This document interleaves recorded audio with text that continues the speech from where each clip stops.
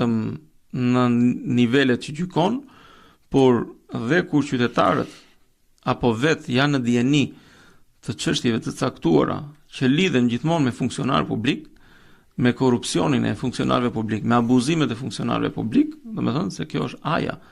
Ti jeton prej vitesh në Amerikë, ti e di se çfarë ndodh nëse një funksionar publik tu faktohet me korrupsion apo me shkelje, apo jo. Domethënë e ka pasojat për të gjithë jetën përveç pjesës ligjore, apo jo. Domethënë por duhet unë mendoj jam me tyja që duhet të rritet për sa i përket funksionarëve publik, pjesa e ndëshkueshmërisë, ndoshta duhet shtojnë stafin, ndoshta duhet. Nuk e di, po unë nuk mendoj kështu në fakt, unë mendoj ndryshe. Gjithsesi kjo është një botë kuptimi im. Ajo çfarë më shqetëson ose më të gjithë statistikat, po themi edhe të qeverisë, edhe zyrtarëve, thonë që është rrit turizmi. Si është turizmi në Vlorë?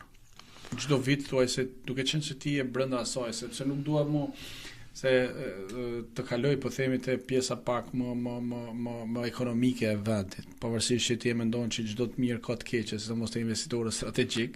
Jo, çështja është që prapë te kjo i takon SPAK-ut se domethënë unë jam i bindur që prapë që SPAK-u merr informacionet edhe i ka dhe ka çuar realisht.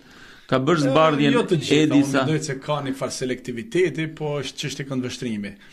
Ideja është që sot Vlora ka me të vërtet turizëm, apo është thjesht turizëm një flusk që për momentin po fryhet dhe pastaj nuk ka. Është në gjendje Vlora të pres ka shumë turist? Shko, Vlora në kohën që ne flasim, po kthehet në një destinacion turistik. Domethënë, ato që ne kemi parë në Spanjë, në Itali, në vende të bukura, këto përgjithsisht, pavarësisht se ne kemi ende për të mësuar si vend.